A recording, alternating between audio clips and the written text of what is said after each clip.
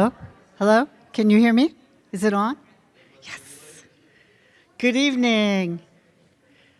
Good evening and welcome. I'm Carol Lasser. I'm a 44-year resident of Oberlin. I raised 3 children here while I taught American history at Oberlin College. After my retirement, I became the executive director of the Wilson Bruce Evans Home Historical Society, where our mission is the rehabilitation of the house built in 1855 by an African-American abolitionist and Underground Railroad operative. Our motto, as you can see on your program, is Restoring 33 East Vine Street, Reshaping the Future. And we are here tonight to look forward, look to that future together. We'll hear from leaders of the community's 3 major institutions, the City of Oberlin, the Oberlin City School District, and Oberlin College. They'll share their views and their visions. We'll think together about fostering a thriving and inclusive environment for all residents, about nurturing educational excellence to shape the minds and futures of our youth, and about how Oberlin College, with its rich history of academic and social leadership, engages as an essential partner in cultivating innovation, learning, civic engagement in Oberlin. So thank you for being here and for caring about the future. I'm going to be the moderator, and again, the format that we're going to use, I am going to introduce each of the speakers in turn. They'll speak first, Ms. Johnson from the city, then Dr. Hall from the schools, and then Dr. Ambar from Oberlin College. They'll each speak for about 20 minutes. When their presentations are completed, I will return to the podium to moderate a question and answer session. Audience members who wish to speak will raise their hand, and Melissa will bring you the microphone.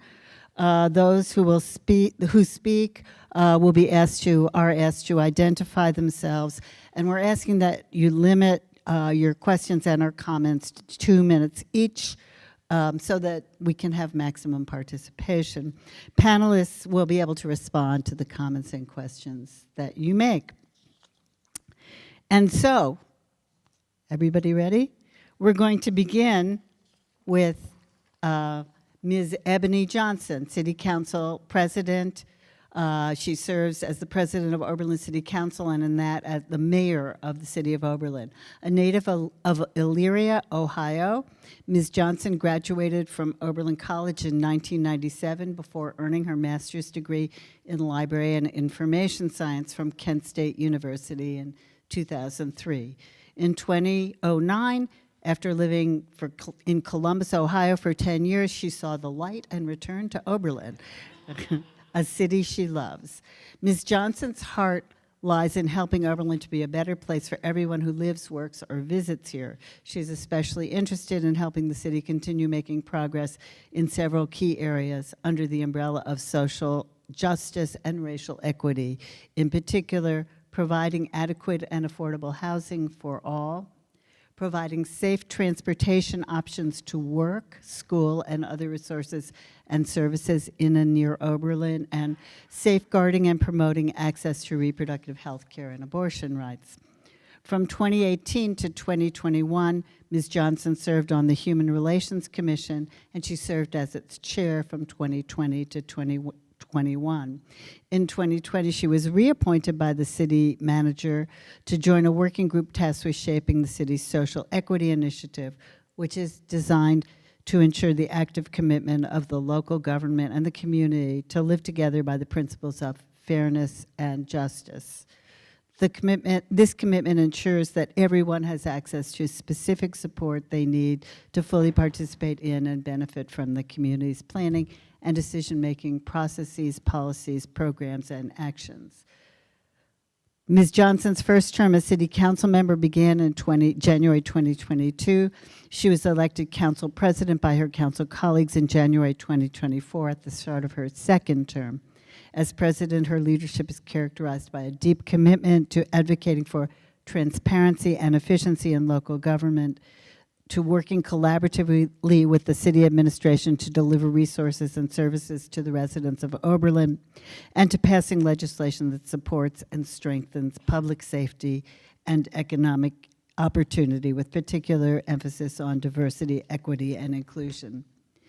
Ms. Johnson's service to the community includes serving as a trustee of the Oberlin Heritage Center, as a Serve United Ambassador for the United Way of Greater Cleveland, as a member of the National Association for the Advancement of Colored People, the NAACP, that is. She's a member of the membership committee of the League of Women Voters of Lorain County and Delta Sigma Theta sorority. Ms. Johnson has been employed as librarian at Oberlin College since 2009 and is currently working as the STEM librarian and head of the science library. We give you a warm welcome, Ms. Johnson. Thank you. Thank you, everybody. Can you hear me all right? Is that good? Okay. So good evening, and thank you so much for being here tonight. I know there's a lot going on, and especially at this time of year, so we really appreciate you making the time to come here to be in person or to watch the live stream. I'm really excited that this year's State of the Oberlin event includes the city and the school district as usual, but this time, I think for the first time, includes the college. We've really worked hard this term to emphasize and prioritize collaboration and transparency this term. And to that end, the leadership of the three entities has started meeting regularly to address issues that affect us all, and to think about how we can work together more effectively rather than our own little silos that we have gotten used to working in. None of us can exist without the others, so it's imperative that we work together however we can to build our relationships around the community. Before I get too far along, I'd like to acknowledge the other members of council who are here. I think everybody is here. Michael McFarland, our council vice president, Mr. Ray English, Mr. Libney Lopez, Ms. Jessa New, Ms. Kristen Peterson, and Mr. Joe Walter. I think we really have a strong council this term, and we're excited and energized by everything that we've accomplished so far, and we're very much looking forward to what's coming up in the near future, which I will talk about in my remarks. But thank you all for your commitment and dedication to Oberlin. It's really a pleasure to work with all of you.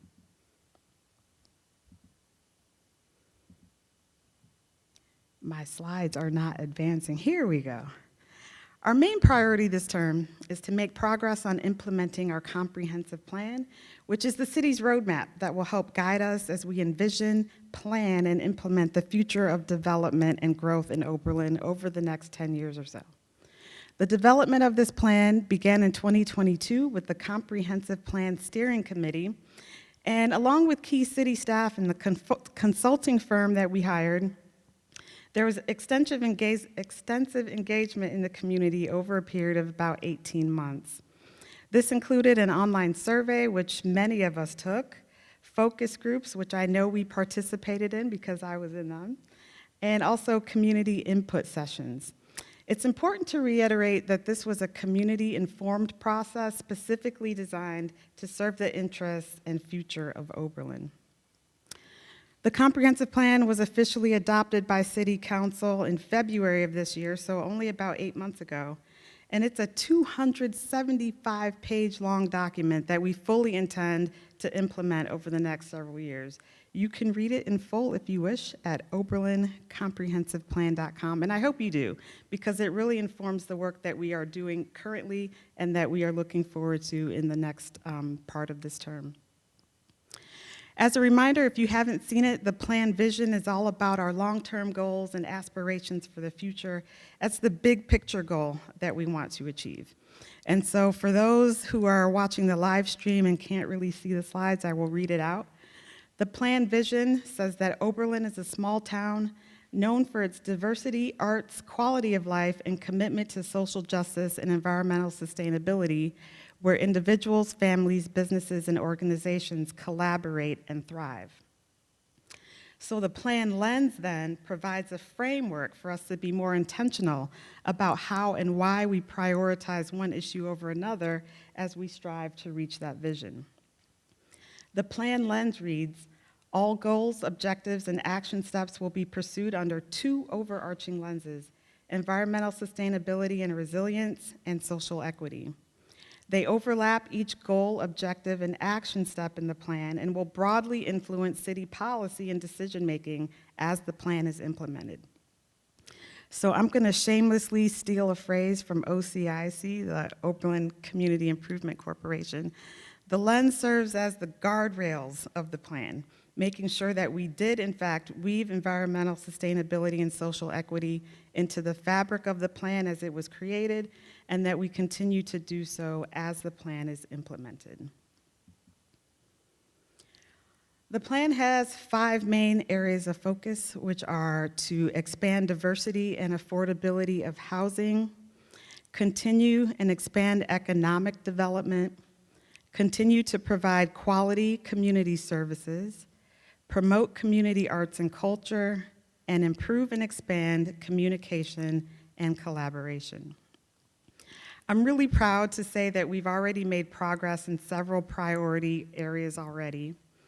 That being, number 1, the new zoning code development is underway, and this aligns with the comprehensive plan and essentially relates to residential and mixed-use development to allow for a range of housing types and price points at densities that will continue Oberlin's walkable small-town character. That's something that we all love about living here in Oberlin.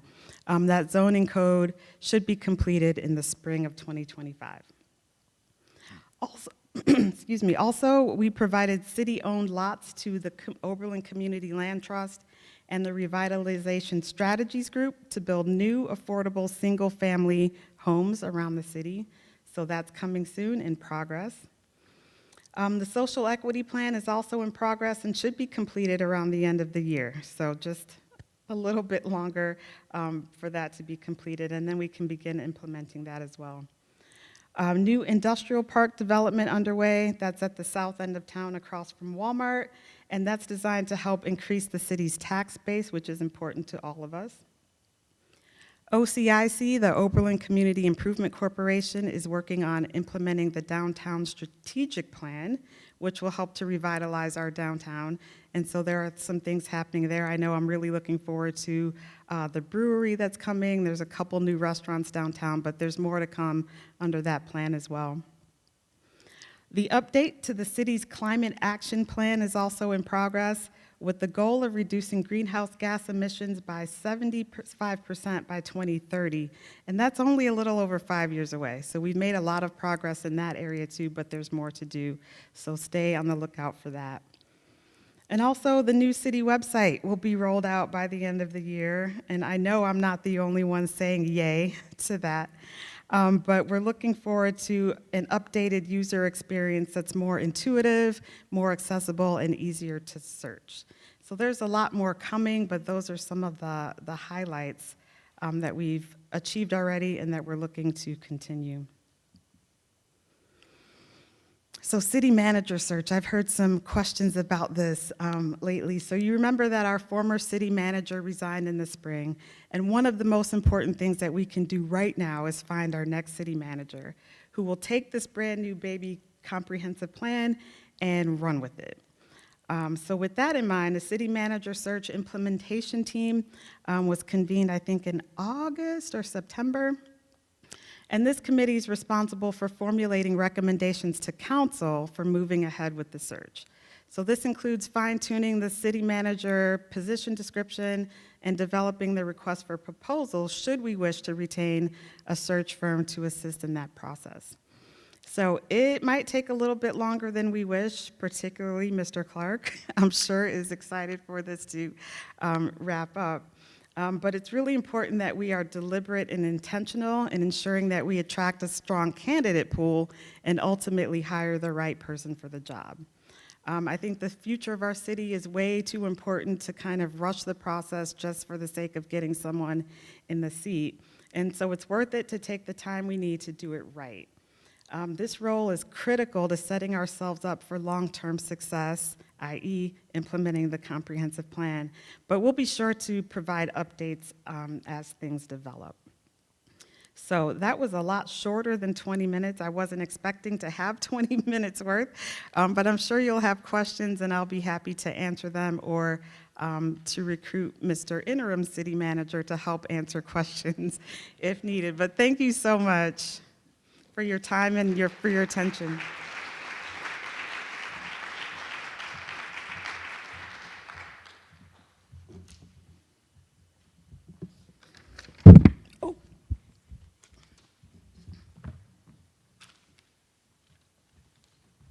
It's my pleasure now to introduce Dr. David Hall, the Oberlin City District Superintendent of Schools. Dr. Hall began his tenure as Superintendent of the Oberlin School District in August of 2015. Dr. Hall grew up in Middletown, Ohio, where he participated in football, track, and wrestling. After graduation from Middletown High School in 1988, he attended Youngstown State University, where, to assist with college finances, he entered the Army National Guard. Dr. Hall served 20 years in the Army National Guard, including a tour of duty in Iraq in 2004. He earned the rank of Sergeant First Class. Dr. Hall received his BS in Education from Youngstown State University in 1995, then his MS from Western Michigan University in 2001, and his Ed.D. from Nova Southeastern University in 2006. After graduating from his Youngstown State program, he accepted a teaching position in the Kalamazoo Public Schools in Michigan, where his lifelong dedication to a career in education started. Dr. Hall has been a coach, a teacher, a director, an assistant principal, a principal of both a high school and an elementary school, and an assistant superintendent. He lives with his wife of 27 years, Tammy, in Lorraine. Tammy's a teacher in the Lorraine City Schools, and together they have 3 children. Tatum, a recent graduate of Cleveland State with a degree in psychology. Edmund, an administrator at Charles F. Brush High School. And Eric, an optometrist in Columbus, Ohio. Dr. Hall and Tammy are proud grandparents of 5 grandchildren and 1 great-grandchild. Good work.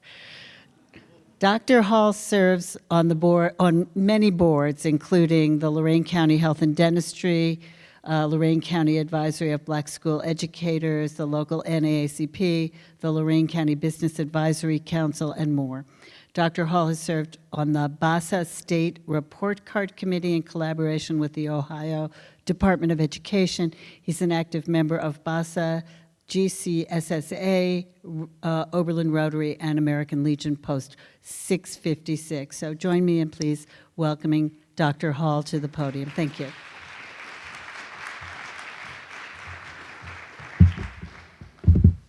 With all that, I still have to roll the trash around when I get home. So that duty is still mine.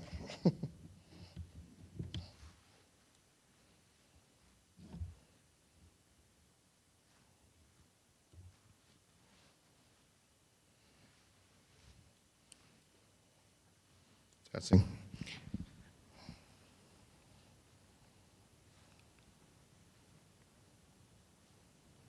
Okay, I'm an educator, so I'm going to walk around a little bit. I'm not sure if that's going to bother Steve in the back. No? Okay. Oberlin City Schools, thank you for coming. Today we're working with our city and also with our college. We have a great collaboration. We meet periodically and we talk about issues. Those are formal meetings that we have, but we also have informal meetings where we meet on very different issues. We have the programs from the college into our school systems. We work with Kendo and some other agencies as well. So we are constantly meeting with everyone trying to improve our educational system. I'd like to open up with saying we have a phenomenal school system. It's the best job in the world.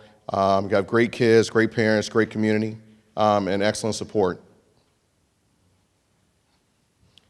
As we entered the school year, we met with our administrative team. I thought it was important for us to have goals for our administrative team and our vision for our district first. So we came up with about 10 strong goals, or I like to call promises to the community as well. And not all 10 of them are up here, but I'm going to go over them real fast with you. Oberlin City Schools, by the end of the academic year 2029, 100% of our Oberlin City School students will achieve academic grade level proficiency or above on all academic areas and courses, ELA, math, and all content areas. Now, when I sit with my administrative team, and they're probably here right now, they'll tell you right now, we always enter the year with 100% goals. Why we have 100% goals? Because we cannot have 70%, 80%, because I don't want to tell any parents that we're going to leave 20% of our kids behind. We always want to take 100% wherever we go. So that's the goal for all these goals. You'll notice we'll have 100%. By the end of 2029 school year, 100% of Oberlin City School high school students will graduate college career ready, having earned at least one or more of the following post-secondary credits, either from JVS, Articulated Credit, CCP program, Oberlin College, or IB, passing the IB exam, receiving credit. So we want all of our kids and all of our students to receive at least one or more college credit or career from JVS credentials before they leave. Next one will be 2029. 100% of our students will achieve remediation-free scores on ACT, SAT, and also receive a high score on ASVAB. Some of our students will go to the military, so we want to make sure that they have, when they do go to the military, or if they go to the military, they have access to all the jobs, and no matter what branch they want to go into. By the end of 2029 school year, 100% of our students will report experience and satisfaction or above with Oberlin Schools culture and climate. So we want our students, every year we take some kind of culture and climate survey for our students, and we analyze that data. So we want all of our students by the end of 2029 year to say they're all satisfied with the culture and climate of our school system. One of our goals too we added on here was, and these are only, like I said, 5 out of the 10 or so, by the end of the 2029 school year, 100% of athletic and fine performing arts program will receive state and national recognition through awards, competitions, or official accolades. We don't want to leave out our performing arts and our athletics too as well, extracurricular activities. So their goal is to achieve the highest level they possibly can throughout the state of Ohio. Are we perfect? No, but those are our goals for us to do for all of our students. I want to highlight some of our report cards, information that we have. Report card came out really well this year, and this is due to our teachers, our staff, our custodians, and everyone that worked with the school system. We went from a 3.5 stars to 4 stars. And it's phenomenal for everybody that worked with us. And this was from everybody from administration to everyone that works here. We went for 4 stars. We met and exceeded all areas on our report card. We had 4 stars on academic progress, achievement gap closing, and graduation. Graduation, we had a 98.6% graduation rate for our students graduating in 4 years. 98.6 means we had 1 student that did not graduate within the 4-year times. That student will graduate in a 5-year time period because we finally tracked that student down after going through Facebook, going through everywhere else, and I hunted the student down, and we finally got the student to sign off on saying, hey, I'm here. So we finally tracked him down, but it was too late for the 4-year, so we got him in a 5-year. So you'll see that on report card. A lot of school systems do not receive that because what happens when a student starts a freshman year, the time starts and the clock starts with them. No matter if that student goes and travels and say they go to Cleveland, and then they tell us, well, I'm going to Cleveland City Schools, and Cleveland said, okay, fine, we'll sign off on it. Then they don't ever show up at Cleveland City Schools. Guess who get dinged for it? We do, because they never showed up at another school. We may not even know they didn't show up for another school, but we are still responsible for that kid. Closing the achievement gap, too, is phenomenal because that means our students are accelerating and achieving at the same rate, and we're trying to make sure they're achieving at their own levels. We received 3 stars academic and early literacy, and next year, the new component on the report card will be college, career, workforce, and military readiness as well. So we're focusing on that as well for our students, which we always do.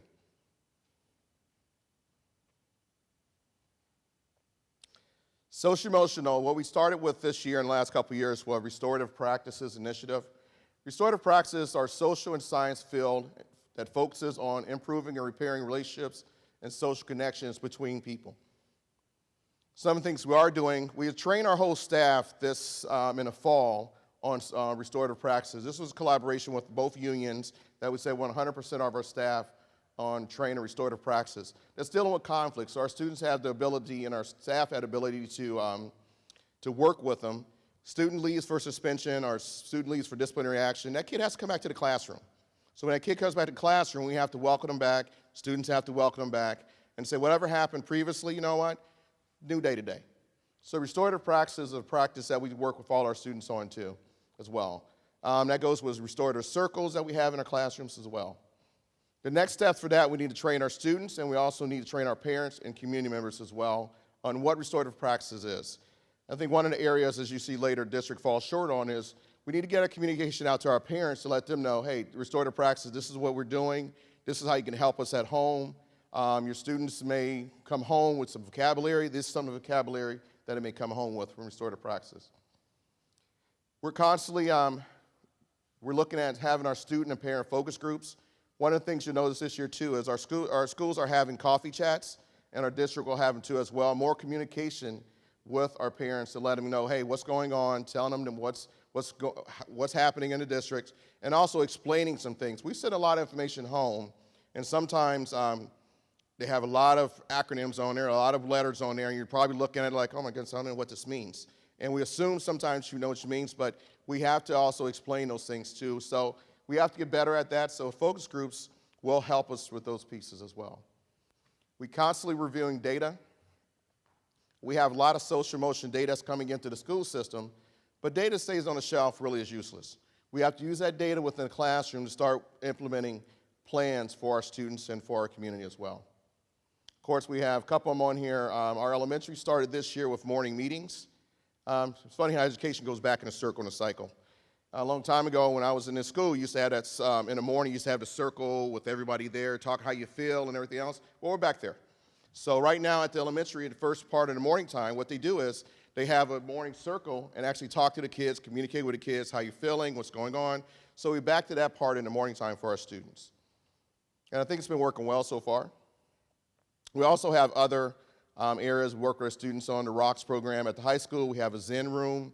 The Zen room is a place at the high school where students may have difficulties, they're able to go down and cool down at. It's in the counselor's office. Alternative educational pathways, mentoring, some second steps programs as well. Those are all social emotional things that we try to work on within the school day. Areas of success. I think right now for the district, our achievement. You'll see it later also in areas of opportunity as well. We have momentum going. We went from 3.5 stars to 4. Our progress is moving up. We need to keep the progress going. Our teachers are working hard. One of the areas we have been working on is math, and we need to keep the academic motivation going with our students, also with our staff as well. Financial stability. The district was able to finance and work with our treasurer, our community, and we work on putting a new middle school on without putting a bond issue on. It's huge. Most districts are putting bond issues on the ballot, but we were able not to do that and avoid that piece, to put a burden on our community. Extracurricular programming. There's a lot of new things been going on this year with programming, extracurricular things. So at the beginning of the school year, we started off with thinking, at the end of last year, we started off possibly not having a football team. And I know last year, oh, should we have one? Should we get out of conference? You know what? We pulled it out. We have about 23, 24 kids on the football team. The football coach has been doing a great job. We haven't won a game yet, but we have been working hard with our students. It's a new attitude. We had national recognition or state recognition in track. We've had several different programs going on. We have bowling. We have a lot of different programs going on with our extracurricular activities. So it has been elevated up a little bit, and I'm proud of our students for coming forward with some different ideas and our coaching staff to come forward too. We moved over to a different system of Final Forms, where more computerized, where a parent, if you have a child filling out a form of all those forms you have to fill out for athletics, they're on a computer now. That's all you have to do is click and say, hey, I'm done with that one, done with that one, done with that one. So you don't get the forms every year, this big packet about that thick that you have to fill out. Now you can just click on it and say, I'm done. And then nothing changed. Our district social media. Area of success, and that's thanks to Melissa in the back here, who has been working by giving out social media pieces, staying on top of the issues of social, Facebook, MySpace, if you got it still. I don't know, anybody still on MySpace? No? No MySpace? Okay. So anybody still have those Facebook, and she gets things out at a timely manner to everybody to make sure that the community is informed. All the time, I tell you what, our communications have went up tremendously since Melissa's been doing it. Areas of opportunities, we're like any other school system. We have flaws. We have some strong areas that we have to work on, and we know we do. And we're not going to hide it. We have these areas we've got to work on. and we're working on them constantly each day. District enrollment, we know we have to work on that, and that's a collaboration with the city, with the community. We also know, too, through our data that a lot of parents, a lot of new people coming into the system are not, a lot of people aren't having a lot of kids anymore. They're not having 5 or 6 kids anymore. They're having either 1 or 2, maybe 1, or they won't have them until they're 30 years old or 35. So it's the older generation is coming up with this. So it's not, so we know that's impacting our school system. But we have to work with our partners, and together we can try to say, okay, fine, we're building housing here, work here, and also includes a college too, so we all work together for those initiatives. Communication.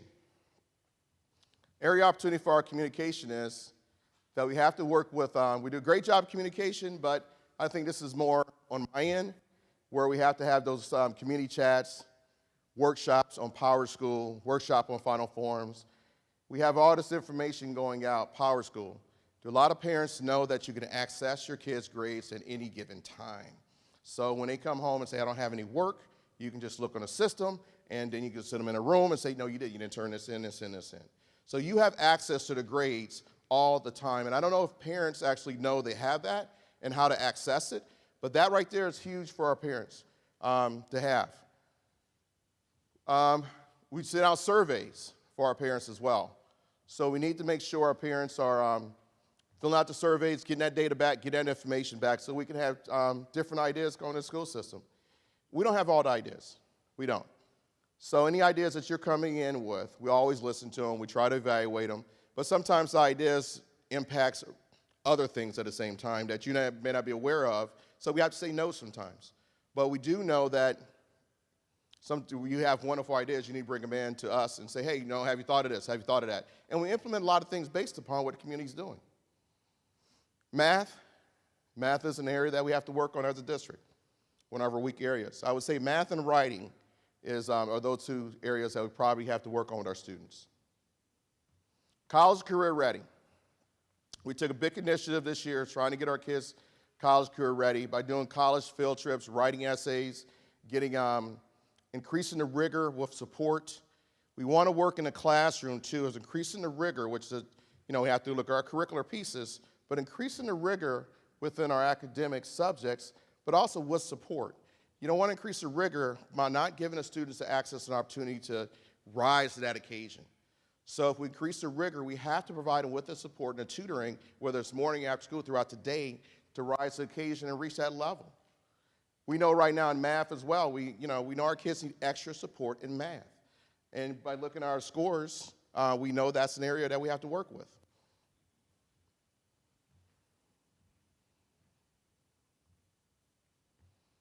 And of course, this is our new middle school. The district is excited to have the ability to construct a new middle school without requesting new funding from the community. We're currently now in the planning stage of the new middle school. We already met with some of the teachers, we'll meet the community members. We're still in the planning stage. That planning stage will take months for us to work with first.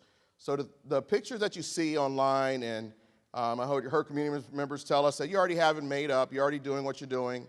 We have not. We have changed things around already since the board approved it. We are changed things around probably about 10 times already. So things will constantly get changed to work within our budget. We'll have parent groups, meet with our partners to find out what they're doing as well so we're aligned with some of their initiatives. We'll keep community informed. We'll continue with our website, and you go on the website, you'll see information coming through our websites. Athletic plan. We need to develop a short and long-term athletic plan while the construction is going on and what the athletics going to look like for the district for the next couple of years. Right now, with our partnership with the college, partnership with the city, we have a new athletic director, Dan Zillich, who has been phenomenal in trying to spread this out. Dan is new athletic director, so we're trying to figure everything out at the same time. So give him some time, but this is on our radar, and we are trying to work with those pieces as well. But he has a good vision for the program. Parking. We also know in our new school, which we hear all the time, is you don't have enough parking. And we always tell them, yeah, we have parking, but the key to parking is accessible parking.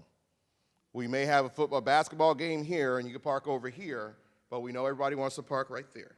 So right next to it. So we're right now going to work on trying to, when we build our new school, to have parking accessible to the community so you can easily walk in.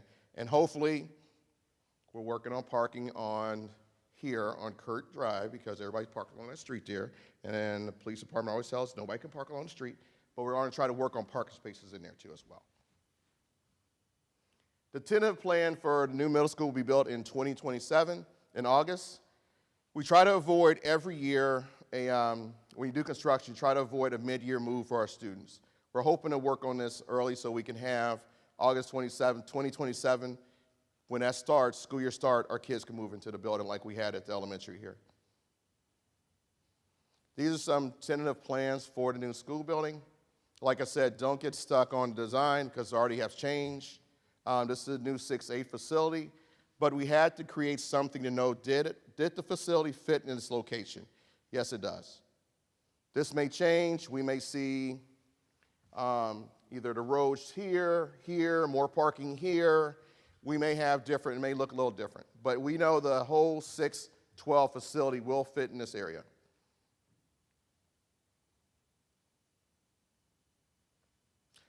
And that's right here is a picture of the 6-12 facility here, and possibly if you want another gym that's there, keep an existing building. We're not sure how all that's going to look, and also potential for a field there if needed, and some more parking spaces and utilizing Pleasant Street as well. Now all these, like I said, keep saying it's, do not look at this, that's where it's going to go, that's what you're going to have. It is not. All of it's still in a planning stage for the district and the community.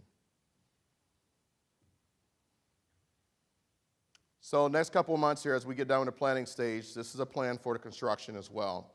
They will construct right by the high school. So you'll have a fence close by, and the construction company's working with the city of how far everything has to be away from the school. So we'll have construction occurring while school is going on in both areas here.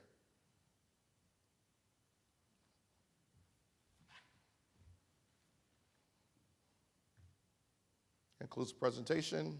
Thank you very much. Appreciate it.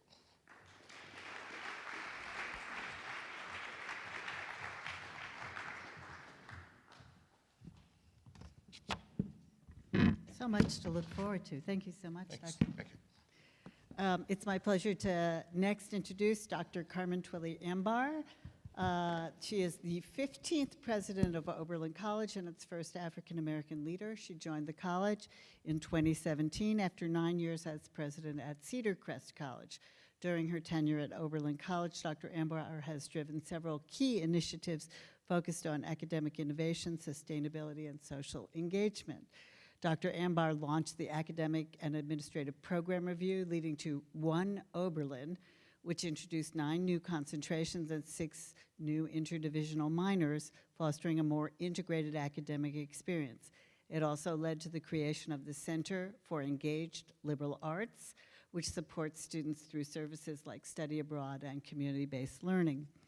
A major environmental initiative under Dr. Ambar's leadership is Oberlin College's $175 million geothermal project aimed at achieving carbon neutrality by 2025. We've all enjoyed watching that unfold. Additionally, in response to racial equity concerns, she introduced the President's Initiative on Racial Equity and Diversity, resulting in the establishment of the Center for Racial Equity. Dr. Ambar enhanced student support with programs like Internship Plus, which guarantees funding for internships, and the $10,000 Oberlin Commitment Scholarship for new students. Her Connect Cleveland initiative promotes community engagement by sending first-year students to Cleveland for service and experiential learning. Before Oberlin College, Dr. Ambar also held leadership positions at Rutgers University and Princeton University. She holds degrees from Georgetown University, Princeton University, and Columbia Law School. A native of Little Rock, Arkansas, Dr. Ambar is also the mother of 17-year-old triplets. Give her a round of applause for that. Under her leadership, Oberlin College has embraced innovation, sustainability, and diversity, positioning itself as a forward-thinking institution in both academics and community engagement. Thank you for being with us tonight, and welcome, Dr. Ambar.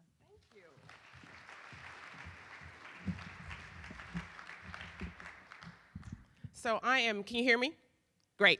So I'm really excited to be here. As our city council president said, this may be one of the first times that Oberlin College has been at this event. And I hope that that's emblematic of our desire to be more engaged and more connected. I feel a little bit like my colleagues were doing a little bit of hazing in the sense that Ebony and David didn't tell me they were going to do PowerPoint presentations. So they left that part out of their invitation to me. But hopefully I can, in a short 10 minutes, give you a sense of what's happening at Oberlin, but also our hopes and desires to engage with you. So if you want to know the top line message, like if you don't remember anything else I say, I think my message to you is that we are in a state of real momentum at Oberlin. And I'm really excited about this academic year because I think it's emblematic of that momentum. And I think that's important because I'm sure some of you have been looking at the headlines around higher education, just in general. I'm not just talking about the political headlines, although those are certainly there, but just what's happening around colleges, the challenges with enrollment, lots of colleges having challenges around the financial framework. I mean, that's very much out there in the news, and certainly around this region. And what I would say about Oberlin College and Conservatory is that obviously we're not without challenges, all institutions are, but I do think that we're in a stage now where we can really invest in the institution in deep and rich ways. And I will say that we're able to do that after what happened in the pandemic. And I would say that we emerged from the pandemic stronger than we went in. And that's a lot due to all the things that our faculty and staff did during that pandemic, but also some of the hard work of One Oberlin, which you heard Carol mention. Just to give you a framework about the One Oberlin plan. So last year was the last year of that 5-year plan. So if you want to kind of understand kind of the timing of it, we finished up that plan last year. Let me give you some broad strokes of what I think happened in that plan. We were able to shore up our enrollment to have some real stability there, not perfection, but certainly stability in our enrollment. We were able to be deeper and richer and more substantive in our financial positioning. That was one of the big keys of that plan. We were able to build the types of initiatives that students really said they wanted, that really shore up the student experience. And Carol talked about some of those, the Center for Engaged Liberal Arts, the funding of the internships, the $10,000 commitment scholarship. If you go on our website right now, we have a new Midwest scholarship for students in the Midwest region, and that's $25,000 a year, so that's a significant change. And then lots of academic innovations around integrated concentrations, which are kind of minors with strong internships, lots of ways for the college and the conservatory to come back together. That was a lot of the work of One Oberlin. So we finished that up last year. And this year, the sort of new wave of momentum is that I'm hearing, so I haven't been here at Oberlin forever, so when I talk to faculty and staff, they can't remember a time when the institution launched 7 new majors in 1 year. So we are launching 7 new majors this year, so get your hats on so you can know what they are. Business, communication, data science, financial economics, environmental science. We already had environmental studies. I see Peterson here, so he can get up and talk about all of that. And then in the conservatory, recording and arts and production, and also music theater. And one of the reasons why music theater might be of interest to this group is remember the retail space that's sitting there in the hotel. That's where the academic space will be for music theater. So that construction will begin in a couple of weeks, and that's where that new academic area will be. So lots of momentum around that work. This is really about growing the funnel, growing the number of students who apply to Oberlin, who think about this institution as their first choice institution, and providing the types of academic majors. Yes, the liberal arts is critically important. These are other catalytic majors that can fit with the liberal arts in these really exciting ways. So we're really excited about those new majors. Obviously, we are really pleased. You know, Carol said the Sustainable Infrastructure Project, it was fun to watch.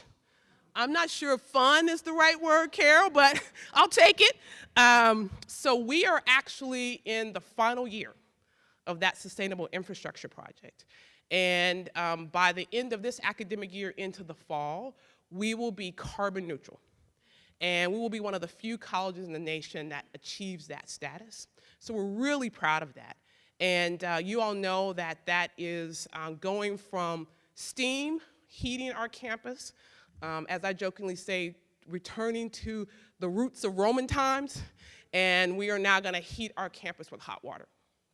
And we're also gonna be able to chill that water, so we'll be able to have air conditioning in our residence halls really for the first time, which will open up lots, someone's going, yes, which will open up lots of opportunities for us. So we probably have about 800 geothermal wells as a result of this innovation. And hopefully, as we say in the South, Lord willing, the creek don't rise, we will get some return dollars from the Inflation Reduction Act that will allow us to get some dollars back from the government by committing to this work. So really excited about that and hope that we can get some more national coverage for that incredible accomplishment. In terms of the center, so the Center for, we're sort of shifting the name a little bit to Innovation and Leadership with respect to diversity, equity, and inclusion. So we just have a new director that started 2 or 3 months ago. And this is really about laying claim to our historic roots and not walking away from that commitment. And despite the kind of political climate that may suggest otherwise. And so we hope that out of that center will come an elevation of Oberlin as a thought leader in these particular areas, and particularly the research that our faculty does, and also has undergraduate fellows who are doing research and engaging in those important issues, along with adding some postdocs to the framework. You've probably seen a new residence hall going up on Woodland. So that will be about 400 students, and that will open in August of 2025. That's the goal. And some of you probably know that we have about 275 to 300 students who live in the community. And so likely many of those students will come back to campus. Some debates about that for the community, so I'm happy to hear your questions and concerns. But we do know that you're looking for more affordable housing or housing here in the local community that may free up some of the housing for local residents. The last thing, and then I'm open for questions. It is important to me that we continue to build the type of strong relationship with the city and the other strong institutions that are here in Oberlin. And the fact that this is the first time we're kind of here at this event is an indication that we have some work to do. I think a couple of years ago, I spoke before the city council. I've done that a couple of times, but it was the first time that the president of Oberlin had come to speak before city council. So that shouldn't be. So we have to do that a little bit better job. Our goal in building these stronger relationship is to build on some things that have happened here for a while. So obviously things like the Robinson Scholars, I was just talking to the superintendent about that. I think that's been since 2000, about 103 students that have gone through that program. That's powerful work. You know that we have the Bonner Scholars that do lots of tutoring and engagement around the city. That's important work. And then the work that, I see Peterson here, the work that we do with our faculty who are engaged in kind of courses that have a lot of service learning and engage our students with the community. That's all important work. But the additions that we have added during my time here, and one of the big ones is our community connection group. And so there's several members of the community connections group here. Can y'all just raise y'all's hands? Look at y'all. Y'all came out, okay. So this is about 25 civic leaders who come together. The co-chairs are my chief of staff, David Hertz, along with A.G. Miller, who everybody just nod your head, everybody knows A.G. And that group comes together first to just to talk about what is happening, to engage on important issues, to ask good questions, to try to think about new initiatives. Out of that group has come things like Winterfest, which you know has happened here in the city. And my only little small contribution to that was to say that let's do something around Winterfest when our students are here. You know, oftentimes we're doing things, but the students are gone. And so I just love it that the community embraced that the businesses in town were willing to stay open sort of later on and have our students engaged. We had some fits and starts the first year, but I think the second year we kind of got it right and everybody knew what was going on, and we had students really, really enjoy that opportunity to engage. We had the ice cream social. I think that's our second year of doing that during orientation, kind of bringing the community out. Remember the eclipse? You know, we had eclipse and lots of people were on our campus enjoying that experience and having our astronomy professors, if you were there, sort of narrating it as we went along. That was a really great experience. And so I think this is really about the college doing a stronger and richer job of seeing itself inextricably intertwined with the progress of the city. And understanding, and I think we do, that so goes the city, so goes Oberlin College, so goes Oberlin College, so goes the city. So I want you to know that we are committed to doing this work together, to helping you feel and know that we are an institution that is a part of your work, that's connected to your work, that sees this work as part of what we do. And I know that I'm excited about that collaboration going forward. So I want to announce one event, because I want to make sure you come to the campus for this. Because sometimes I hear people say, hey, we don't feel quite like we can come on the campus in the way that we want to. And I just want you to know that you're welcome. I mean, it's all the same thing. So you're welcome to be on the campus at events, engaged. Most of the things we do are free and open to the public. So I want to tell you about this last one, and then I'll sit down and let the questions begin. We have an incredible opera. And so here's the weekend. It's December 5th, 6th, and 7th.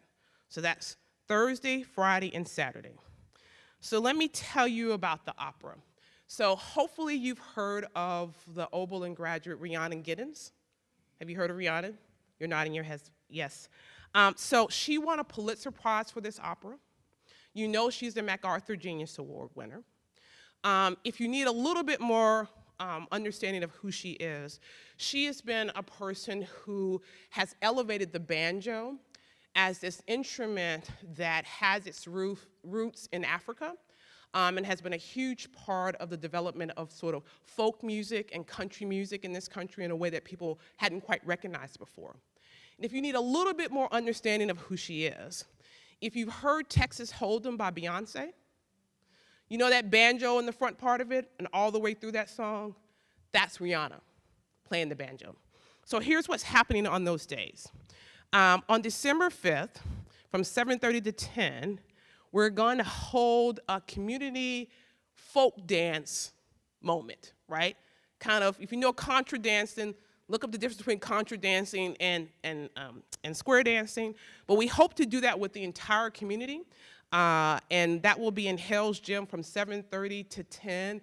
And Rihanna's gonna instruct us, workshop, and help us do that dancing together. So come to that event. The next day, on Friday, December 6th, there is going to be a concert performance of Omar.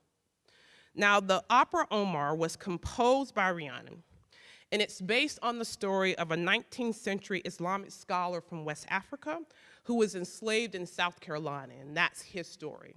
So this will be the first time that it's performed at a college in the country.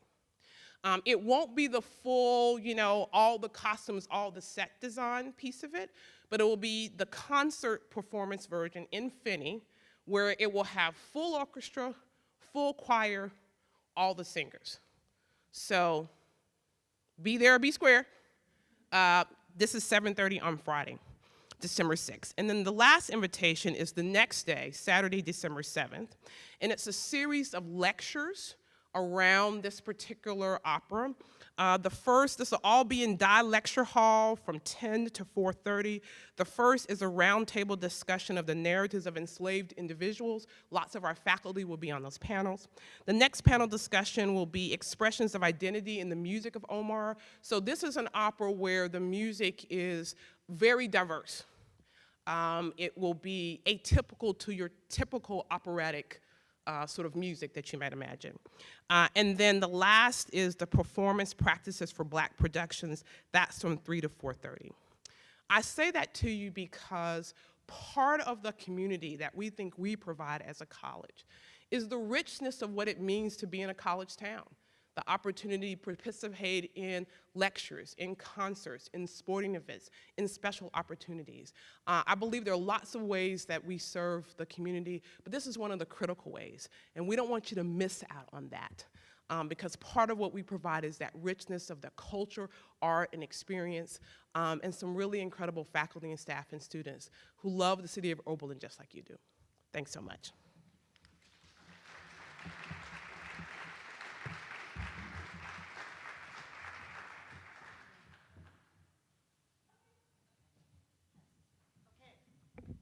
Okay. Wow. Lots of great stuff happening. It's time for questions and answers and discussions.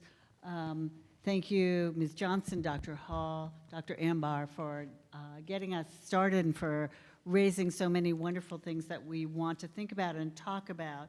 Before we open up for public comments, I just want to share with you a piece I ran across as I was doing some of my historical research from a 1945 newspaper. It's nearly 80 years ago, when the editor, Charles Mosher, observed, "There's more discussing per capita in Oberlin than any other village in America." And I have this feeling it's still very true today. So I'm very excited for this opportunity for community discussion. We have a timer over there. We're going to try and keep comments to 2 minutes. Our panelists will then have a chance to answer. So let's get up and begin a lively community discussion, but please let's not make it a platform for individual grievances. This is a time for us to begin to open the conversations that we are so good at and so passionate about for the city that we care about. So Melissa has the... one other request, and that is, please, we don't all know each other yet, so identify yourself when you stand up to speak. So, thank you.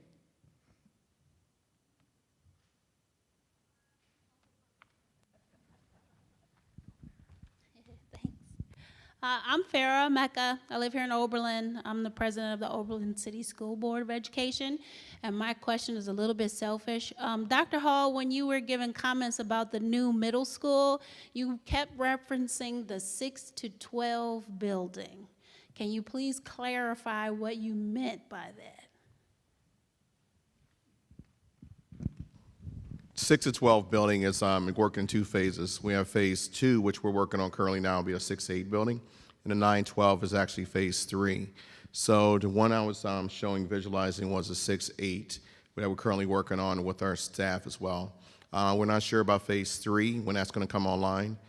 Phase 2 will also incorporate a doorway or a way for the middle school students to go into the high school as well. So that will show that our students be able to go back and forth and teachers be able to get back and forth as well. We have a lot of our students right now at the middle schools taking algebra, geometry, biology, CCP courses, college level courses. So they kind of interact back and forth anyway with the courses. But to answer your question, we're currently going to build a 6-8 facility. Okay.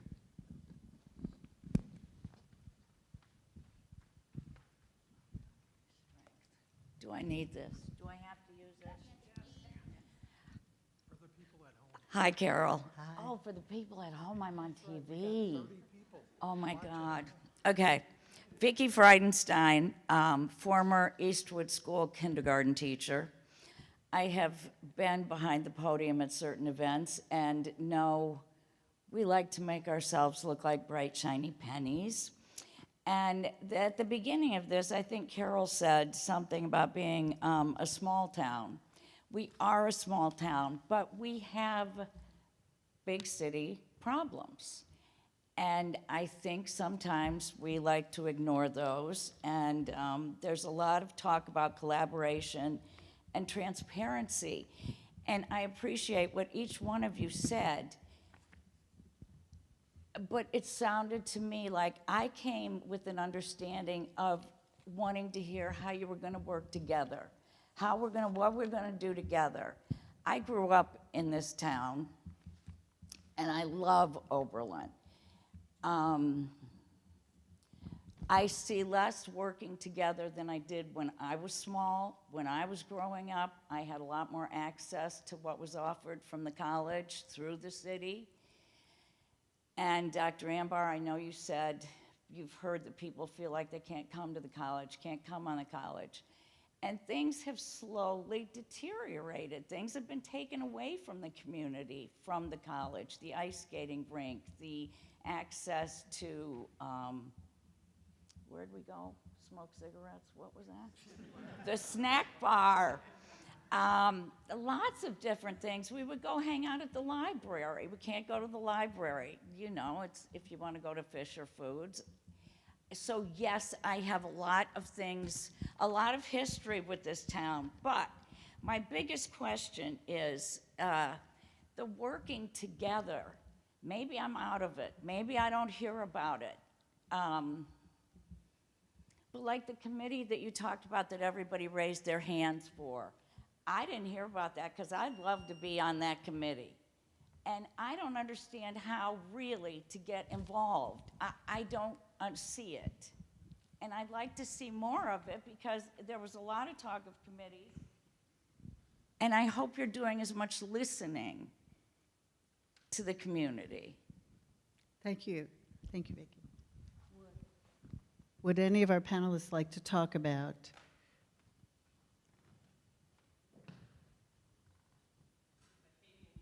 To me first. So it's hard for me to talk about, one of the challenges when you are not relatively new, but somewhat new, like things like the ice skating ring and those things from periods of time that were before I got here, I can't speak to, but I can tell you about what I think the collaboration has looked like. On the college side of the house, first it's been in the types of regular conversations that we're having with the city. So we've gotten more engaged with the Oberlin Business Partnership, being regularly there as part of our leadership team. The executive leadership team has a stronger relationship with their counterparts in the city. So we're better able to have communication around what's happening. So even some of the things that Ebony talked about around the sustainability project, we've been engaged in the work that the city's doing, connecting with our sustainability project. The same is true with their equity project. So our work sort of connecting with each other. And then the Community Connections Group is, 2 years old now that you guys have been working together? And that has been a group of kind of civic leaders that have come together to talk about the important issues, to try to create activities together, to try to talk when there are challenges.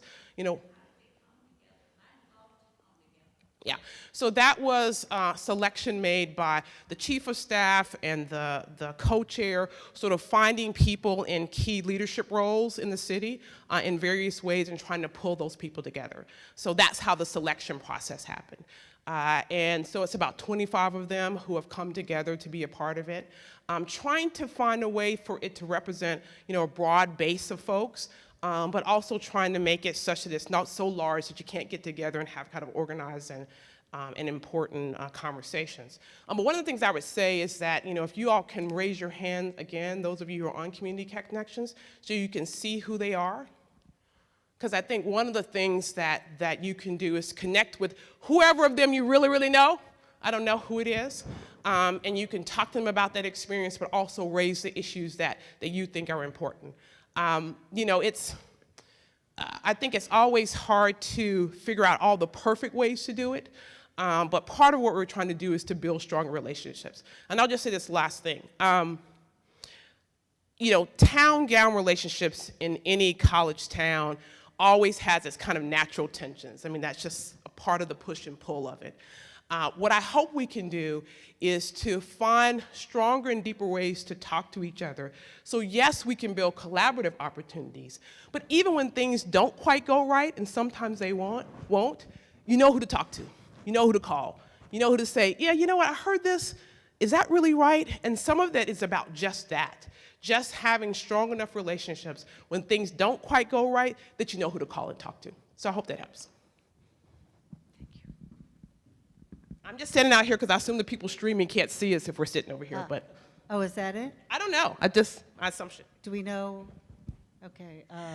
I think everything- another part that we really have to work on as a whole community is our communication, right? So that's a thing that I know that this city council has been thinking about and trying to work on, and it's an ongoing process always, right? We don't have a local newspaper. We have social media, so when there is information or when there's not, a lot of those gaps get filled in by just people saying what they think, which is fine, right? But that might not always be the official word from either of the entities, right? So we have to do a much better job of telling our story, letting people know when things are happening, what's happening, why they're happening, how they're happening, all of that.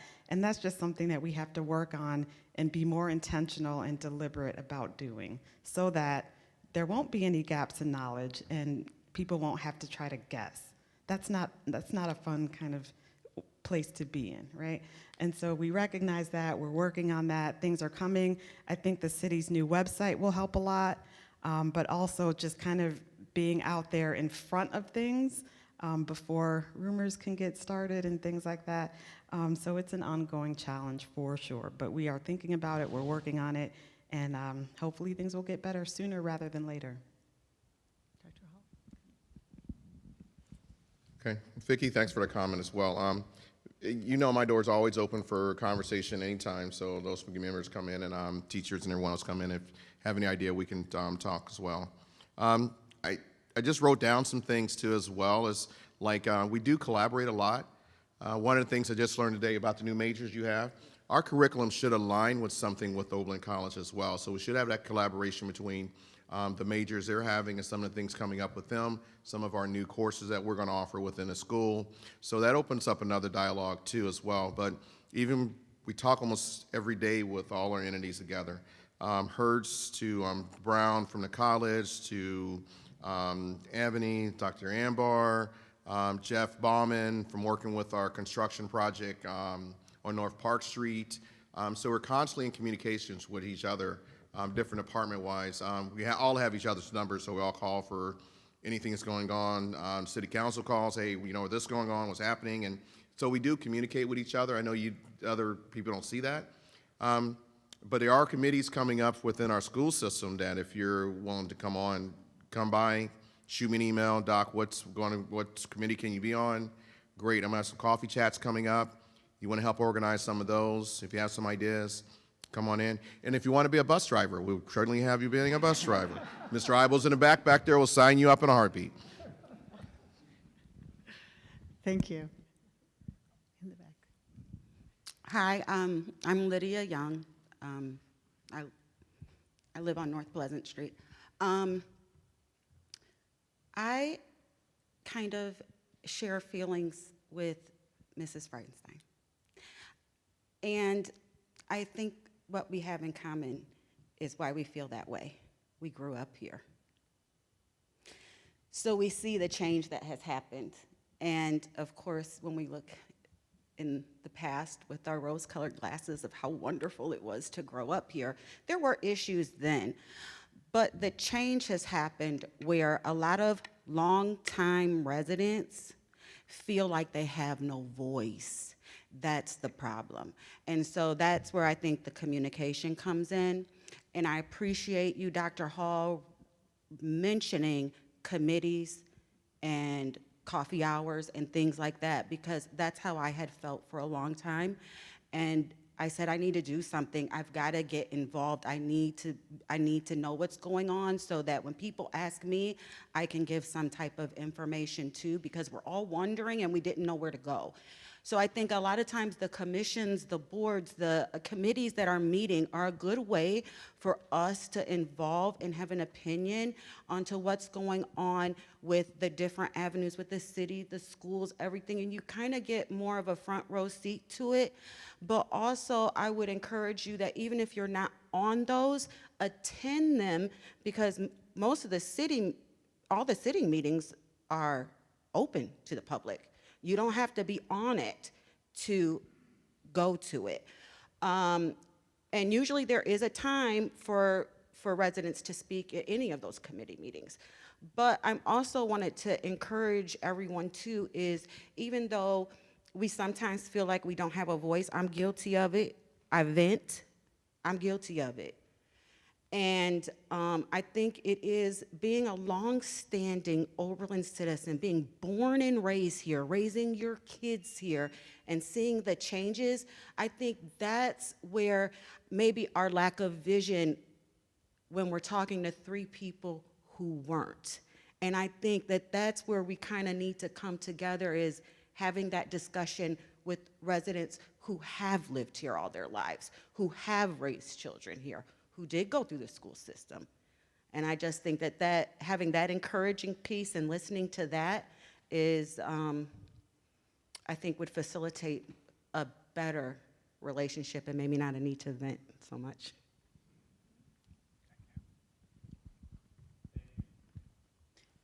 Thank you for that. Ebony, please.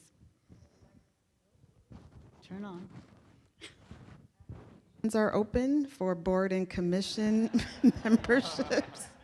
And so we will be making those appointments later this year. So if you'd like to apply, you can get the application online or downtown at City Hall. But we welcome new members to those all the time. So please consider it. You can go online, read about each one, see if you can get in wherever you fit in, and we'd be happy to have you. Thank you. And as I heard Dr. Hall saying before, there are plenty of volunteer opportunities through the schools, plenty of things that need to get done. Would you like to add anything, Dr.? No? Okay. Do we have any?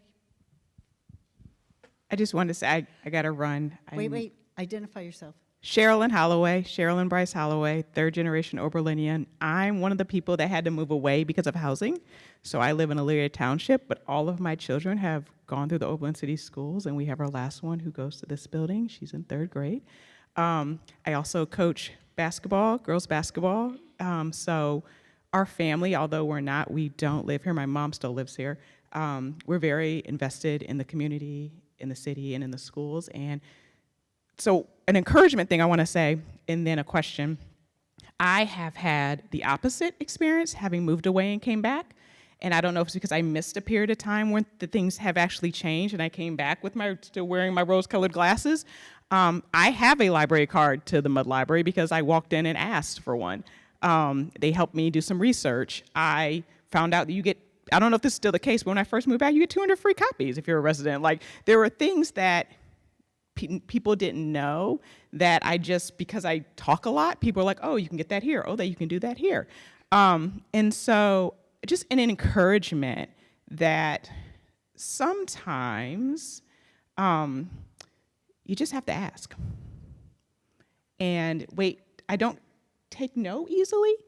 And because I feel like no is just the lazy answer. Like, I get it. You don't want to think about this right now. That's okay, I'll come back.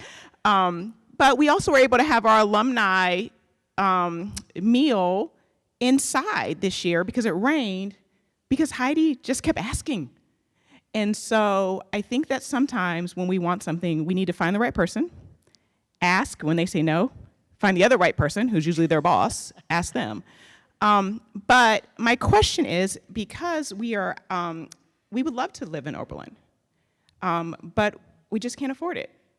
So how will we know when some of these houses that are being built on this land are available or able to even bid on for a contract?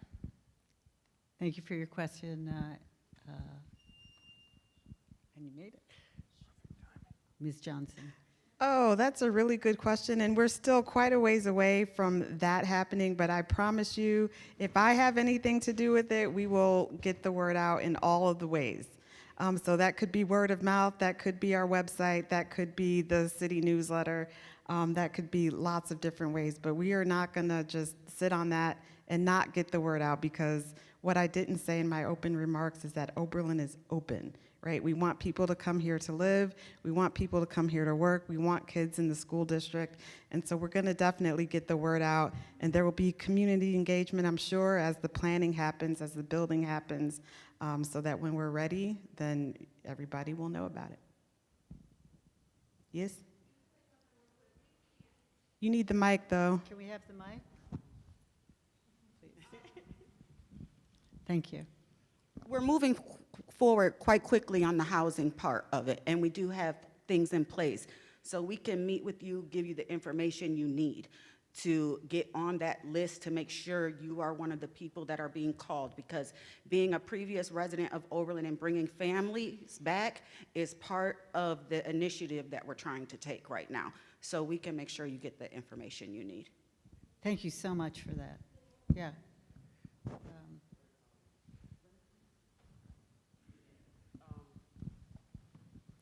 Okay.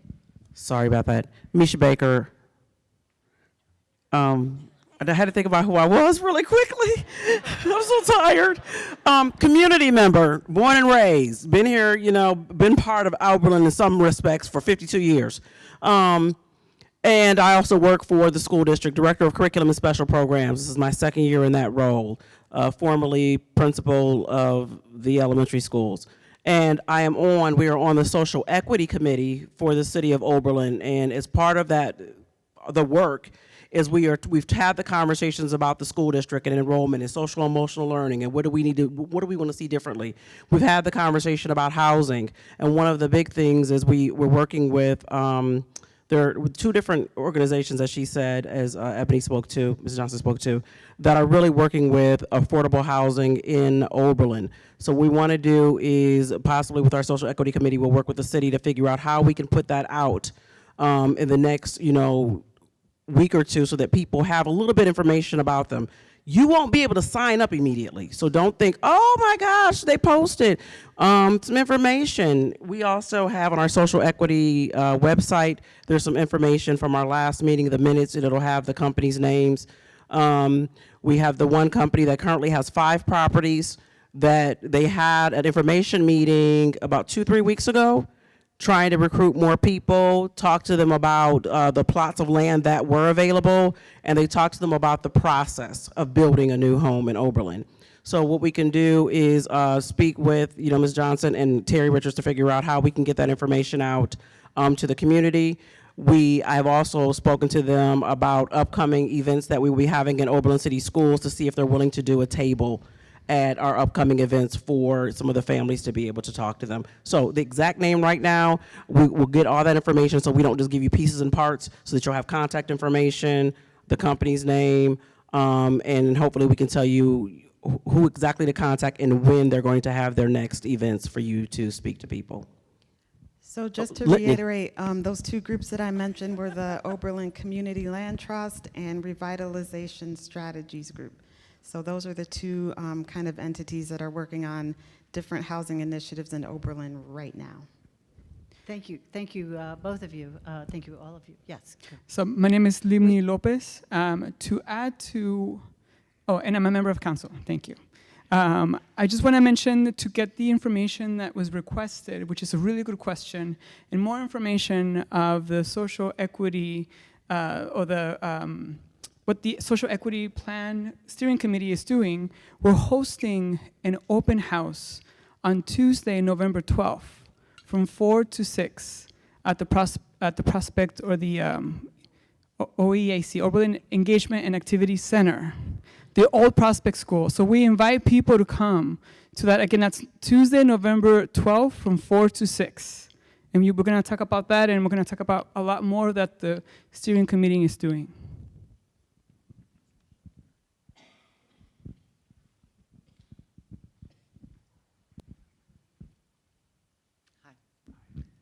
My name is Lori Chimura. I'm a longtime resident in town. Hi. And I do appreciate all the lofty goals, and I'm encouraged to hear that there is better dialogue between these 3 entities.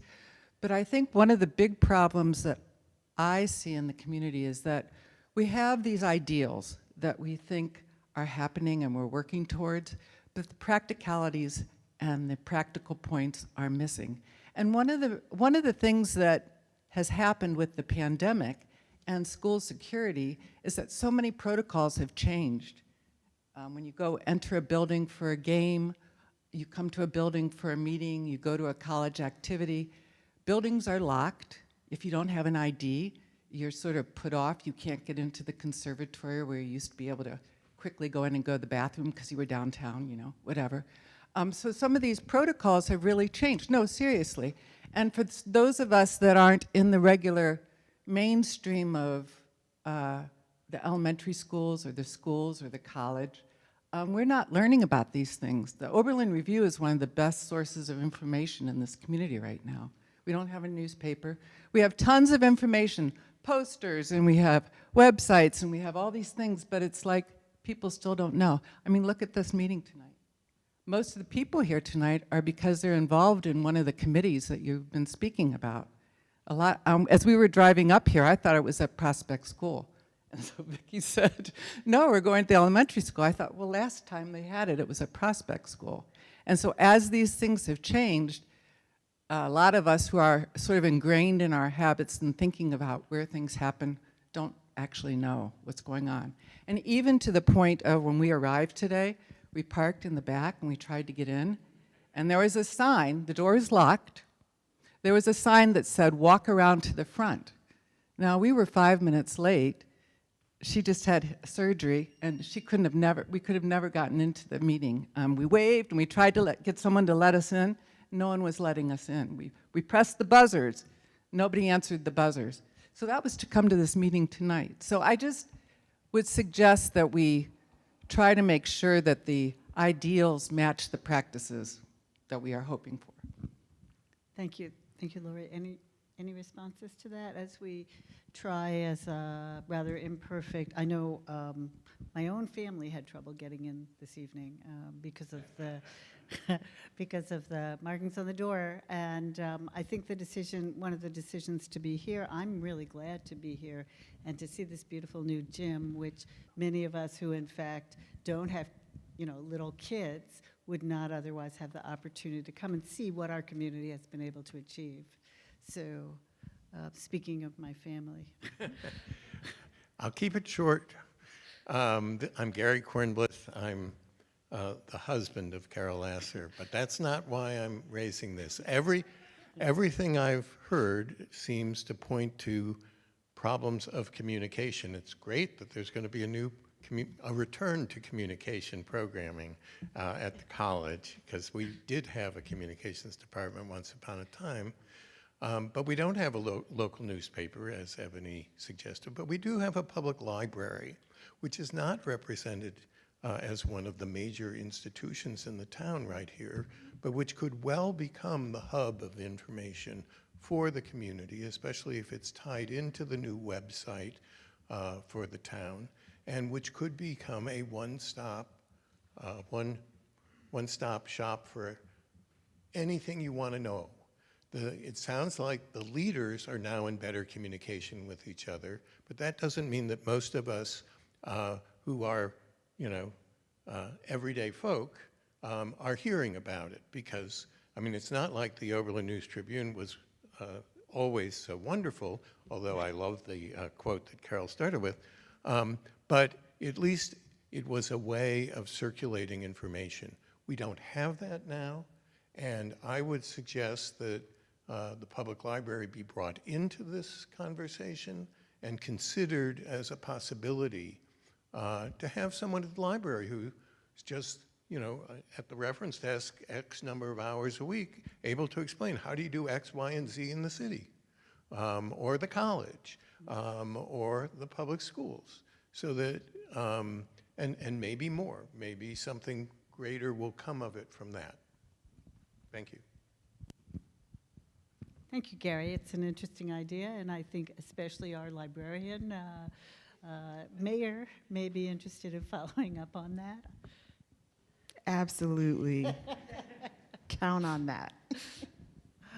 Okay, we have some more comments here. Thank you. It's a good discussion. Thank you for raising these points and Thank for you, Bob. the feedback. So Ray English, a member of Oberlin City Council, and this is a question for Dr. Hall. Just wondered if you could give us an update on the status of Eastwood.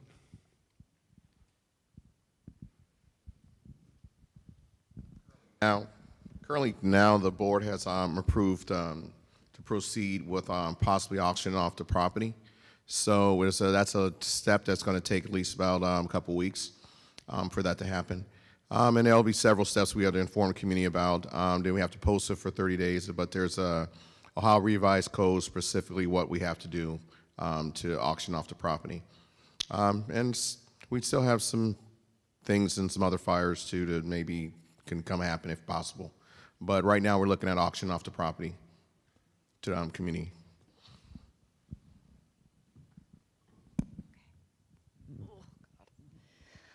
Jessa New, I'm on City Council too. I just wanted to kind of circle back to something that Vicki brought up. Knowing that, this is an awkward place to stand, by the way.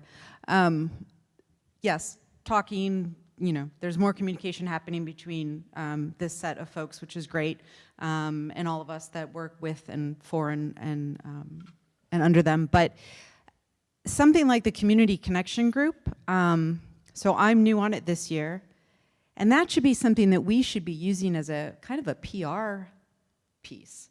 Like, if we want to know how all of these pieces and parts are working together, this is a great example of how and when they are. And it's being done consistently. It's being done with, all of these people that probably everyone in the community knows at least one or two of them, right? So why not use that as marketing to allow folks in the community to see that we are working together, that there's tangible evidence of that happening. So I think maybe we could do a better job of highlighting instances like that, having them on all 3 websites, having a list of the current folks that are on the Community Connection, and maybe even having, hey, are you interested in pulling a term at some point? Fill out some info below, and then you can be considered. So I think we could maybe do a little bit better job of that. That's all. Thank you, Jessa. There's a hand in the back.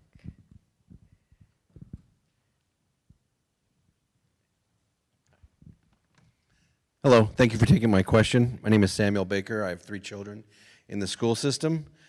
Echoing the comments about the collaboration and the continuation and partnership, specifically the athletics of Oberlin City Schools. I know the city has allowed the baseball team to be out at Hamilton Field. The college offers space for football, tennis, soccer at times. Oberlin City Schools face struggles to provide spaces for their athletics, and which allows them to prepare and be capable of competing properly in matches. That being said, one of the hurdles is the rec department runs their program out of this Oberlin Elementary Schools, and they are in current ownership of the rec department, the old Prospect School. My question is, would the city be willing to move the rec department's programs to the rec department where they have a recess space, green space, gymnasium, et cetera, all the amenities, to allow the city schools then to facilitate their spaces properly and allow their athletic programs to continue to grow and flourish? Thank you.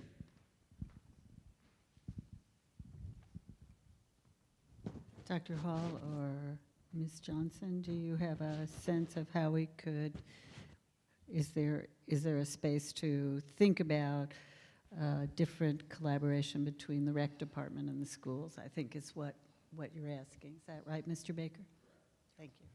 Good question, Mr. Baker. I think it'll be more of a conversation with Ian on the rec department, and that's a great conversation with our town and gown too as well, to say, hey, you know what, can we do something about this? And you brought it up now, so I think our town and gown, next meeting, we probably create that on the agenda by saying, hey, can we collaborate?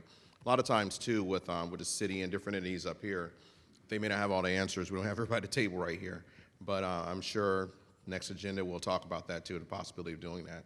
I know for the school perspective is one of the things that we enjoy is our students able to go straight from classroom to the facility, because as you know as well I do, you've been in schools long enough to know that too as well. What'll happen is you'll have a kid left over here to school, Prospect bus is left, and then Susie's gonna be sitting there, and we're gonna have to, Dr. Hall's gonna have to get the van out, or Jim Ivan's gonna get the van and transport her over to Prospect. But that's sometimes happen as well.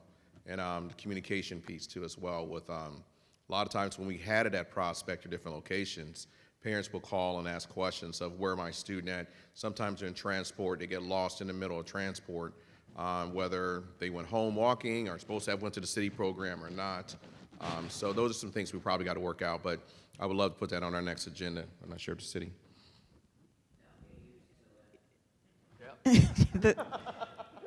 The city would be happy to add that to the next agenda and talk about how we can move forward and make things better for both the city program and the school program. Not a problem.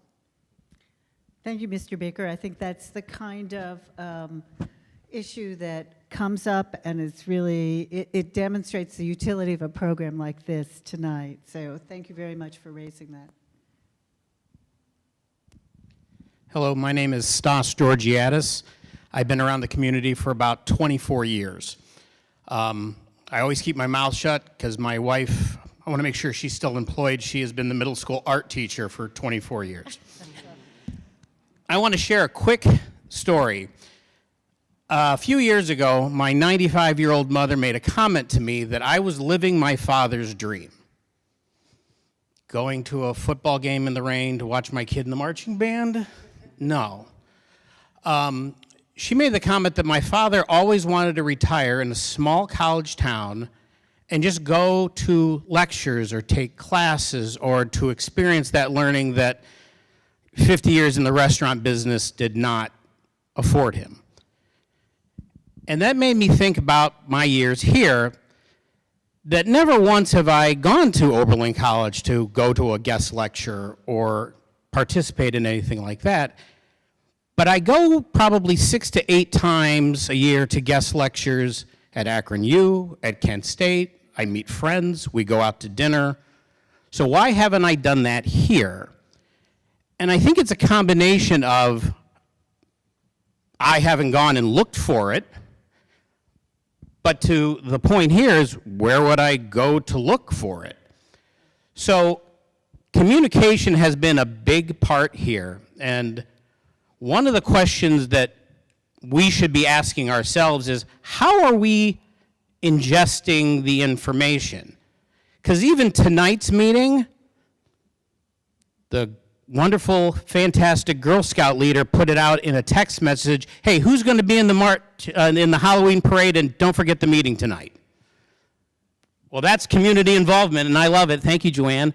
But there's an encouragement there of the communication between all of us, because I would really like my friends to come here, have dinner in downtown Oberlin, and go see a lecture at Oberlin College. Dr. Embar, do you want to say a few things? Yeah, I really appreciate that, because I will say that, frankly, at Oberlin, sometimes there's so many flowers blooming in lectures, and it's almost, the buffet's too big, right? You almost can't make a choice. And even on our own campus, people who are deeply connected sometimes don't know all the things that are going on. So I think we do need to figure out a way to communicate more effectively about what's happening.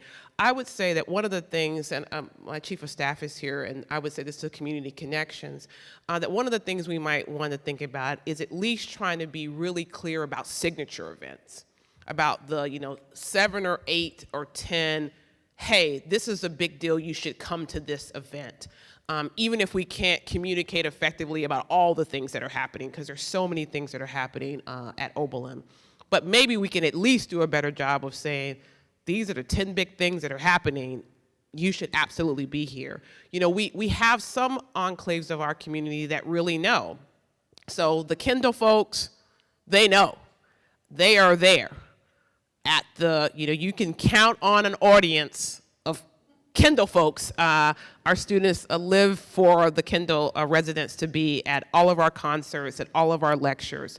And so we are able in that way, and part of that's because our students are engaged in Kendall. There's lots of sort of direct communication. So maybe one of the things we can think about is not everything, because it's hard to communicate about everything, but the top 10 big things, maybe we can find a way for all of us to be circling together around those big things.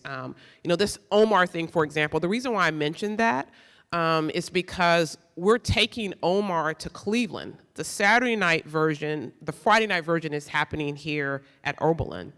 But I think the next day version is either Saturday or Sunday. We're taking it to the Malt Center. And so this is an opportunity for this community to see this incredible opera that I believe will be talked about nationwide because of its significance. We have events like that periodically. We have at least 10 or 12 of them a year. There are some signature artist recital series in the conservatory that are kind of the big conservatory events. Everybody should know about those. And so we'll try to do a better job, and all the community connection folks, just at least saying, you know, make these.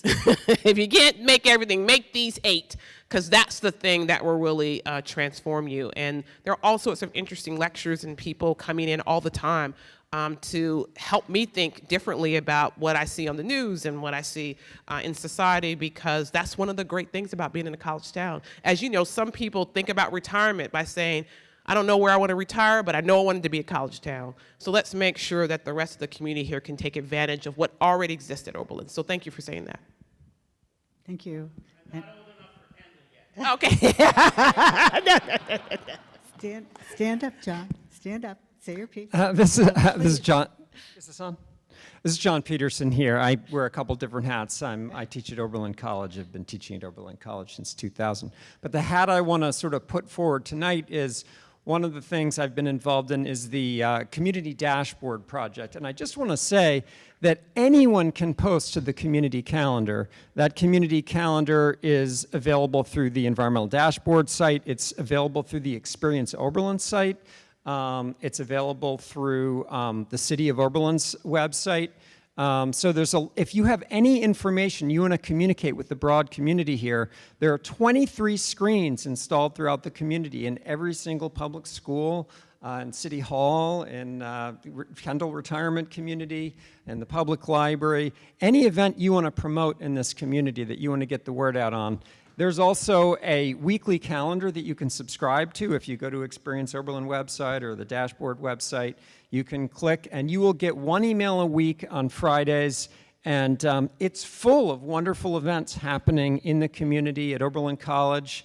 So really take advantage of that. It is hard to know what's going on in this community, but you know, we collaborated with Oberlin Business Partnership over a decade ago to take over the community calendar for them. To make something that was really easy for anyone in this community to get information out to everyone else in the community. Some people take great advantage of it for promoting events, other people don't as much. So just encourage everyone, sign up. You'll get 1 email a week on Friday mornings. It'll tell you what's going on for the next couple of weeks that people have posted, and post to that calendar. So anyway. Thank you, John. Thank you. And also, the college has an events calendar. If you go to calendar.oberlin.edu, you can see everything that's going on. You can filter, you can sort, and do lots of other things. So if you're wanting to tune in specifically to college events, you can do that really easy on the website. Okay, so I'm going to pitch this because I'm only allowed to say the word communication like 6 times a week. If I say it more than that, John makes me go to timeout. So several of us on council are completely obsessed with communication and how to make it better. And I think lots of us lose sleep over it at night, or maybe it's just me, but I think a lot of us do. I recently became the mom of an Oberlin College student, and the Campus Digest, where's David Hertz? Where is he? There he is. Okay, that Campus Digest is incredible. The information and the way that it's organized and how it's categorized.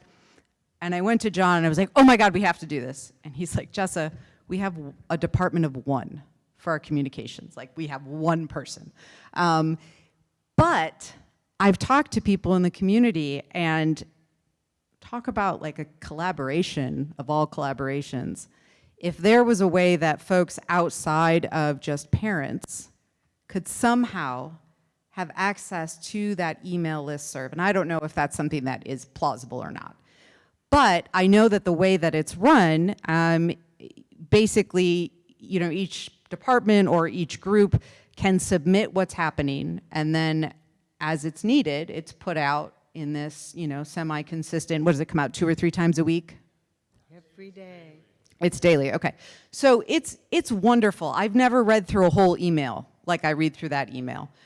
So if there was a way to use that as kind of a template for how to move forward with bringing these different sources of information together and allowing folks in the community that aren't necessarily Oberlin College parents or staff or faculty to subscribe to that, I think folks might benefit from that. So just throwing that out there. Thank you for that idea. Good evening. My name is Nancy Wall, and I go to the Oberlin School Board meetings a lot of times, and this one's directed toward the schools. I heard that we have a football team now, and that's good, and we have a middle school team, and that's good. So we have something that's coming forward, but I think if we could put in our future to have a facility, a football field or track and all those kind of things, then we could bring more spirit back to the community and back to the schools. I talk with a lot of parents, and they're like, they don't like going to the college for the football games. They want to come here. They want to come to their school. They want to see their pride and their spirit in their school. So if we can put something back to give our kids some spirit and some pride, I think that would be necessary. So thank you, Ms. Wall. Maybe a discussion at some point, Dr. Hall? I do know that we're talking about facilities plan as well, as far as with athletics, work on our athletic department. A lot of it is based upon funding, whether we can afford a stadium and those type of things as well. So as Mr. Baker's clearly stated, we're struggling for space too at the same time.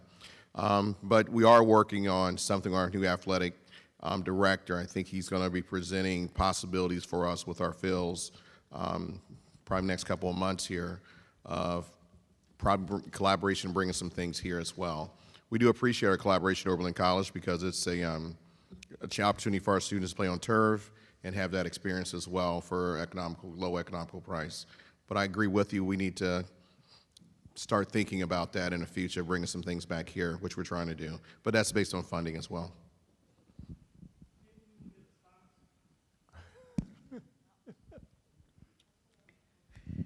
Thank you. Yeah, I'm Jeff McConaughey. I guess not to down that, I think what the college is doing for that is phenomenal. And team spirit comes from your team, not necessarily we play it. You wouldn't have any spirit when you go to the other schools that you play.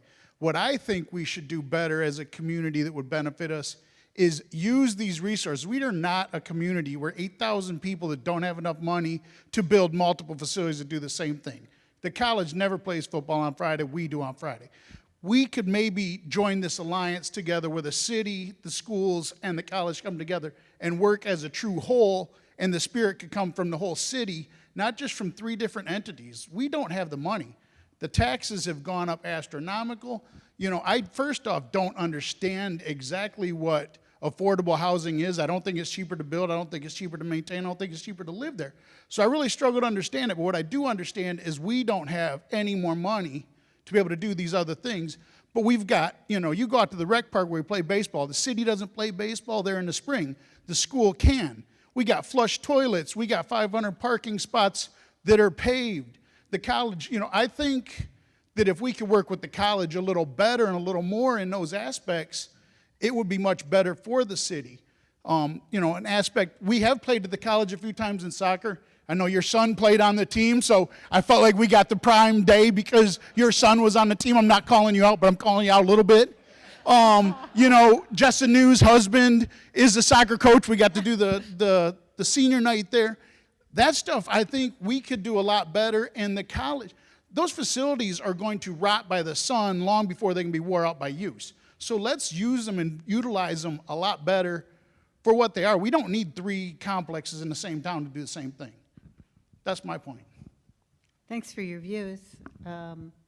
Certainly there's a good discussion to be had here at many different levels between citizens as well as leaders. So thank you. Hi, everyone. My name's Ben Jones. Lived in Oberlin for 17 years, the second time.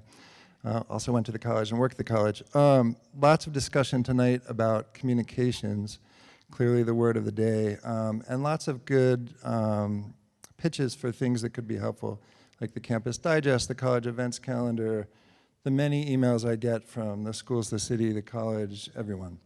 I'm sure that I'm not alone in this room when I say that in 2024, I am absolutely overwhelmed by the amount of information I receive on any given day, whether it's social media, email lists, websites, whatever. And it seems like the more able we are to communicate, the more the signal to noise ratio just gets crazy and no one really knows what's going on at all anymore. And so Gary was talking about, and some of the rest of you were talking about the News Tribune, and while it wasn't perfect, what it was a curated source of information every week where someone decided what was most important so that people weren't completely overwhelmed with this vast amount of knowledge coming at them. And so my question, which will not get answered tonight, but I wonder if we could all start to think about this. What does it look like to create something like that moving forward, where there's a centralized source of information that's not trying to give you everything, but just the most important things in a format that you can digest without having to spend 3 hours processing the signal-to-noise issue? I know that I and maybe many of you would volunteer to be part of an effort like that, knowing that we no longer have a weekly newspaper with a paid staff. But there are other ways we might accomplish that, and so maybe that's something that we could talk about, the folks from the different organizations who might have connections and how we might get that started. I know a lot of people like me would probably volunteer to help that effort. So I just don't want us to all continue to be completely overwhelmed as we dive into all of these different sources. I kind of want someone or a group of someones to curate again so that we can do it in a reasonable fashion. And I have 4 seconds left. So be careful what you volunteer for, Ben Jones. So, other responses from up here? It sounds promising, and I can say as someone who reads old Oberlin newspapers all the time, sometimes that curation was better than others. So.